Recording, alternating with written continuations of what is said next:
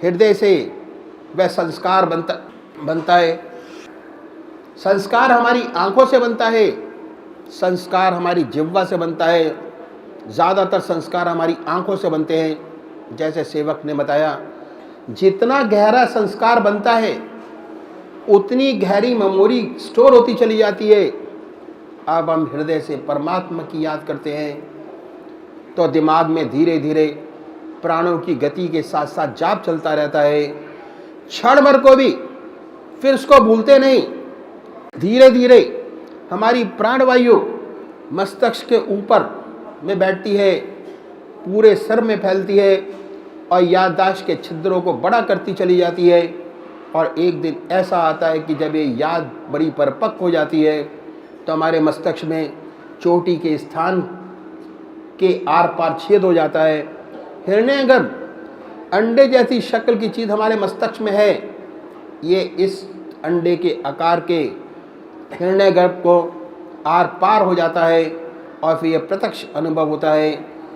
बड़ी आनंदमय मीठी मीठी बूंदें यहाँ से चोटी के स्थान से कमर के पीछे गर्दन से होती हुई टपक रही हैं। कमर के बीच में इन अमृत वाणी बूंदों का टपकना से बड़ा आनंद आता है। जब बूंद टपकती है तो रोंगटा रोंगटा शरीर का खड़ा हो जाता है। संसार के किसी भी भोग में इतना आनंद नहीं जितना इस बूंद के टपकने में है। इस बूंद के टपकने की एक और विशेषता है कि ये ताल के साथ टपकती है। इक्वल इंटरवल पर अगर एक बूंद टपकी तो 30 सेकंड बाद दूसरी, 30 सेकंड के बाद तीसरी। इन बूंदों के टपकने से सारा शरीर प्रकाश और आनंद से भर जाता है। शरीर का रोंगटा रोंगटा खड़ा हो जाता है। ऐसी सुंदर स्थिति प्राप्त होती है। कबीर साहब बगैर पढ़े लिखे थे, लेकिन उनकी विद्या बड़ी प्रैक्टिकल थी। अनुभव युक्त संत थे। उन्होंने इस अवस्था का बड़ा सुंदर वर्णन किया है। उन्होंने कहा है, चुवत अमीरस भरत ताल, जहाँ शब्द उठत आसमानी हो, सूरत समानी सिंध में नहीं कुछ जात बखानी हो। चुवत अमीरस, अमृत रस की बूंदें टपकती हैं। अमृत रस से ज़्यादा आनंद वाली दूसरी कोई चीज़ नहीं। अमृत रस की वर्षा होती है। अमृत कैसे बरसता है? चुवत अमीरस भरत ताल, ताल के साथ, ताल के माने इक्वल इंटरवल, तबले की ताल, हारमोनियम की ताल से जो रिद्म पैदा होता है उसको हम ताल पैदा कर कहते हैं। चुवत अमीरस भरत ताल, जहाँ शब्द उठत आसमानी हो, उस प्रभु की याद को शब्द कहते हैं। प्रभु की याद का अजपाजाप, उस ध्वनि को हम सुन सकते हैं, अनुभव कर सकते हैं, पर जबान से कह नहीं सकते वह ध्वनि होती है। शब्द उठत आसमानी हो, ये शब्द हमारे हर अंग से, हर छेद से होता हुआ मालूम होता है। इतनी सुंदर अवस्था बनती है। इससे आगे कहते हैं, सूरत समानी सिंध में नहीं कुछ जात बखानी हो। मन ऐसे एकाग्र होकर रह जाता है, अपने इष्ट में मन ऐसा एकाग्र हो जाता है कि हटाए नहीं हटता, कोशिश करने से भी नहीं हटता। और मन का स्वरूप एक अगाध समुद्र हो जाता है। प्रत्यक्ष अनुभव हो जाता है कि मन एक अगाध समुद्र है। और कैसा समुद्र? वेवलेस, जिसमें लहरें नहीं, शांत समुद्र, और इन्फिनाइट, जिसका कोई और छोर नहीं। ऐसा स्वस्थ मन तैयार कर लेता है। आगे कहते हैं कि नई कुछ जात बखानी हो। इस आनंदमयी अवस्था का शब्दों में व्याख्यान नहीं किया जा सकता। ये तो अनुभव का विषय है, अनुभव करने की चीज़ है, शब्दों में बयान नहीं की जा सकती। शंकराचार्य जी महाराज ने इस अवस्था का वर्णन करते हुए लिखा है कि अमृत रस की वर्षा होती है और रोशनी होती है, जैसे सूरज जैसी रोशनी पैदा होती है, प्रकाश होता है।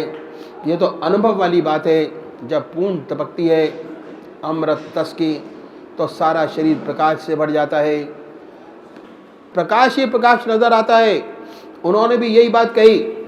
ऐसी बात नहीं कि हमारे हिंदू संतों ने इसका अनुभव किया हो, मुसलमान संत भी हुए, उन्होंने इसका अनुभव किया। अनुभव के बाद इन्होंने लिखा कि जब दिल को नींद आ जाती है और रूह भी गाफिल होती है, तब मैं अकेला होता हूँ और यार की महफिल होती है। जब दिल सो जाता है, लीन हो जाता है और रूह भी लय हो जाती है, तब मैं अकेला होता हूँ, मेरा प्रियतम परमात्मा होता है। बीच में दूसरा ना कोई विचार होता है, ना कोई ख्याल, कोई दूसरी लहर नहीं। ऐसे अनुभव प्राप्त किए एक सूफी ने बयान किया है कि कल साहिल वालों से रो ये डूबने वाले कहते थे, जो मौज डुबा दे तूफा को वह मौजी साहिल होती है। जो इस आनंद सागर में डूब गया, सबसे बड़ा किनारा है परमात्मा की प्राप्ति का। परमात्मा की प्राप्ति से बड़ा और किनारा क्या होगा? ये अवस्था तब प्राप्त होती है जब कीलक मंत्र सिद्ध हो जाता है। कीलक के मायने कील देना। ऐसा अनुभव होता है जब परमात्मा की याद बढ़ती चली जाती है तो एक दिन ऐसा महसूस होता है कि बरमे से कोई छेद कर रहा है। साधक घबरा जाता है कि अरे क्या हुआ। अगर सदगुरु से सहारा लिए है और अभ्यास करता रहता है, नहीं छोड़ता, तो अक्सर ऐसा होता है पूरी कोशिश करके धीरे धीरे हमें कीलक मंत्र को सिद्ध कर लेना चाहिए। इसे सिद्ध होने की पहचान यही है कि रह रहकर परमात्मा की याद आएगी। नहाते धोते, खाते पीते, सोते जागते, संसार के हर कार्य करते प्रभु की याद के साथ साथ बनी रहेगी। इसकी परीक्षा है, यह सिद्ध हो गया। कीलक मंत्र सिद्ध हो जाने पर हमारे बुजुर्गों ने इसे संतों का दरवाजा बताया है। ऐसे अनुभव हो गया, हमें उसे संत कह सकते हैं। क्यों कह सकते हैं? कि उसके दिमाग में प्रभु की याद सदा के लिए अंकित हो गई, छूटेगी नहीं। इसलिए उन्हें हम संत कह सकते हैं, लेकिन हमारा ये अंत नहीं, ये तो हमारी शुरुआत है। मौलाना फजल अहमद खान साहब ने इस बारे में कहा है, अव्वले माँ आखिरे हर मुनिस्त, आखिरे माँ जेवे तमन्ना तहिस्त। जहां सारे योगी अपना अंत मान लेते हैं, वहां से हम शुरू करते हैं। योगी लोग अपना मानते हैं अंत कि सब कुछ प्राप्त हो गया, लेकिन हम लोग कहते हैं कि हमारा तो शुरुआत हुई है, ये संतों का दरवाज़ा मात्र है, हमारा तो असली अभ्यास अब शुरू हुआ। हमारा क्या अंत है? इच्छाओं की समाप्ति। न परमात्मा को पाने की चाह है, न दुनिया की चाह, न स्वर्ग की चाह, न मोक्ष की चाह। चाह का इच्छाओं का बिल्कुल समूह नष्ट हो जाना, इच्छाओं को ना रहना, या उसके आपके ऊपर असर न होना, उन इच्छाओं का आपके ऊपर, आपके हृदय पे कोई संस्कार न बनना, आपके ऊपर असर न होना। एक ही बात है, आपके हृदय पे संस्कार बने, कोई असर ना हो। ये तो हमारा आदर्श भी यही है। ऐसे प्रभु के चरणों में लग कर रह जाए, सिवा उसके कुछ ना रहे, कि तू रहे और तेरी रजा रहे, न मैं रहूं न मेरी आरज़ू रहे। तू रहे तेरी रजा रहे, न मैं रहूं न मेरी आरज़ू रहे, तू ही तू रहे। मेरी सारी इच्छाएं तेरे में विलीन हो जाएं, जो तू चाहे वही हो। मेरी अर्ज़े तमन्ना भी अजब अर्ज़े तमन्ना है, तुझी से मांगता हूँ मैं, तुझी को मांगता हूँ मैं। मेरी अर्ज़े तमन्ना भी अजब अर्ज़े तमन्ना है, तुझी से मांगता हूँ मैं, तुझी को मांगता हूँ मैं। मेरी एक ही इच्छा है, वो ये कि सिवा तेरे मुझे कुछ नहीं चाहिए, सिवा तेरे चरणों को किसी चीज़ की आवश्यकता नहीं, और ना मैं ही चाहता हूँ, लेकिन तेरे चरणों की रज मिलती रहे, मुझसे वे छिन न जाए। सच्चे भक्त का अभ्यास, साधना, या जो कुछ आप कहिए वही होता है। गुरुदेव इस बारे में एक बहुत सुंदर बात बताई कि देखो, इसमें बहुत ज़बरदस्त आनंद है, लेकिन इसकी चाहत भी छोड़ दो, इसकी चाहत भी मत करो। ये भी शरीर से आ रहा है, प्राण वायु शरीर में स्पंदन कर रही है, उसी से आनंद आ रहा है। ये शरीर तो रहने वाला नहीं। जो सच्चा योगी है ना अनंत चाहता है, ना अनंत से सुखी होता है, ना दुख से दुखी होता है। मुसीबत आती है उससे परेशान नहीं होता, दुखी नहीं होता।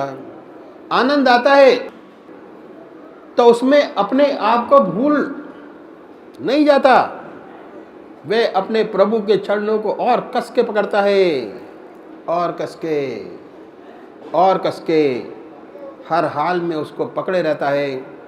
धीरे धीरे जब ये अभ्यास और बढ़ता है तो हमारे जितने स्पिरिचुअल ग्लैंड्स हैं, जिन्हें आध्यात्मिक चक्र कहते हैं, वो खुलने शुरू हो जाते हैं। उसके बाद शुद्ध और क्रियाशील होने शुरू हो जाते हैं। जब तक साधक यहाँ स्टेज पर पहुँचता तो खुल ही गए होते हैं। अब उनमें शुद्धता आनी शुरू होती है,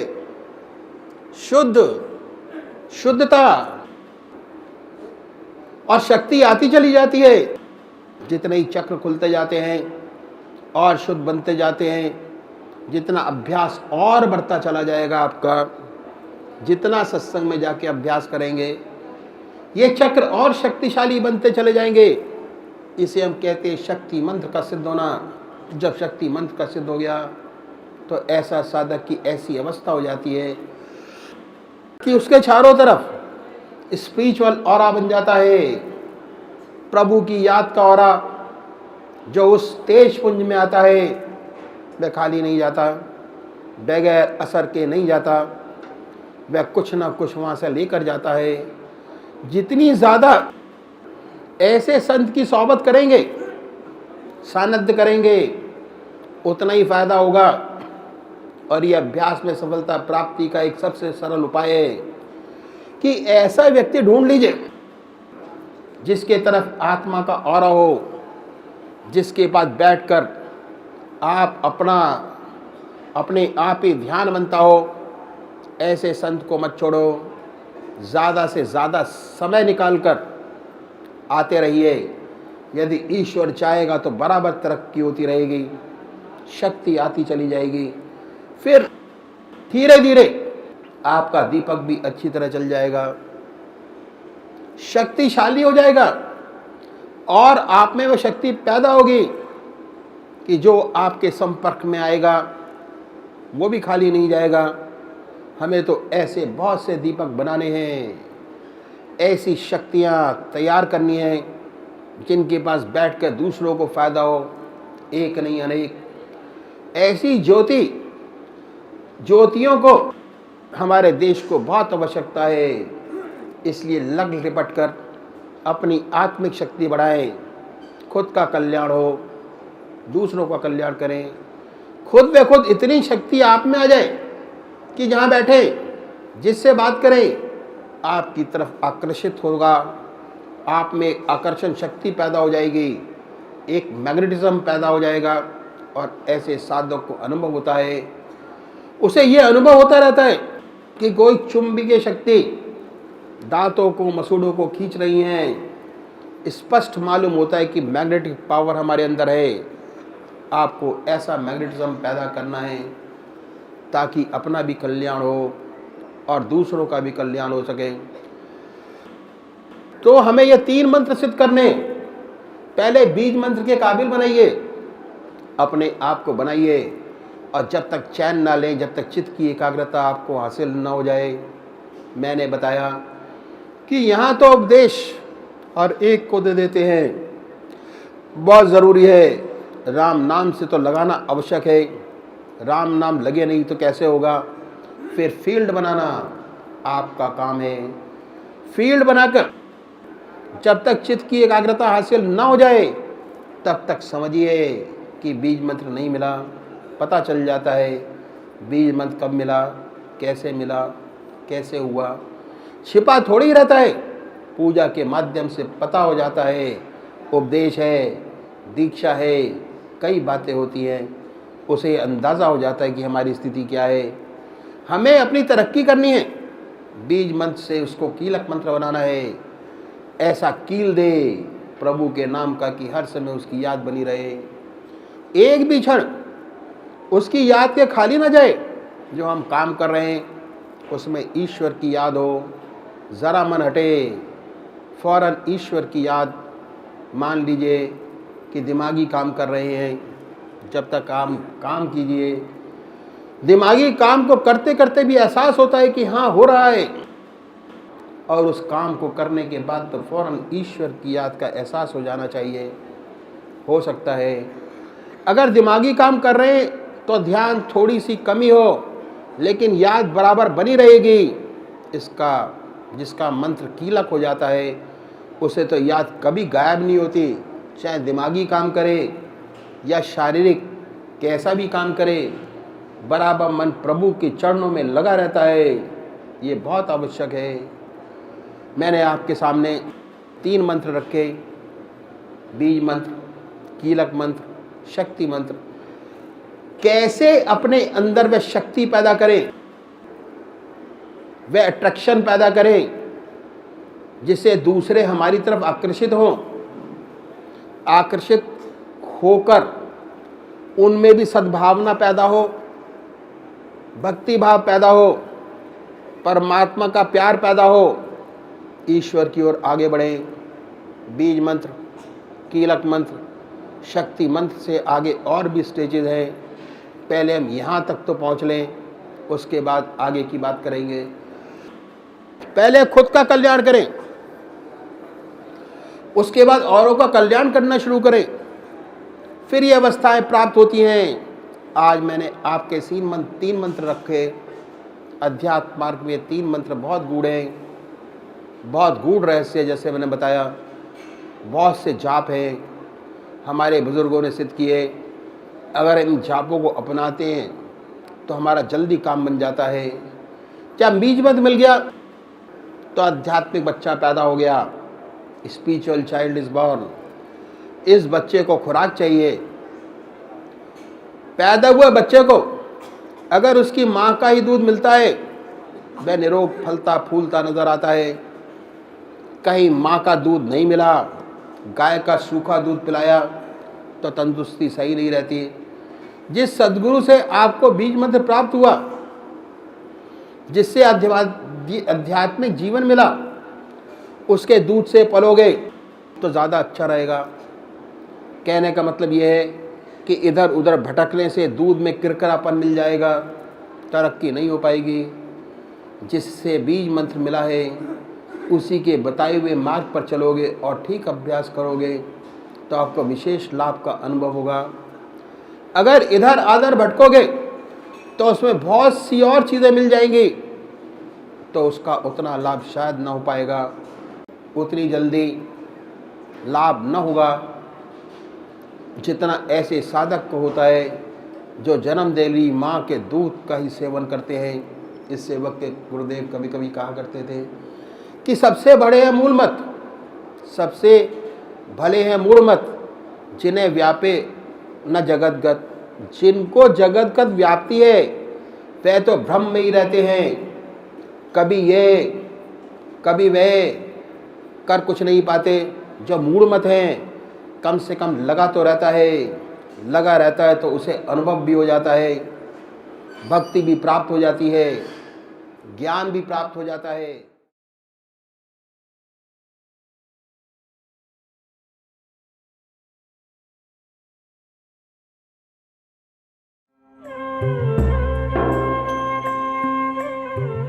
ध्यान योग के कार्यक्रम आनंद योग से निशुल्क जुड़ने के लिए संपर्क करें 9810239677।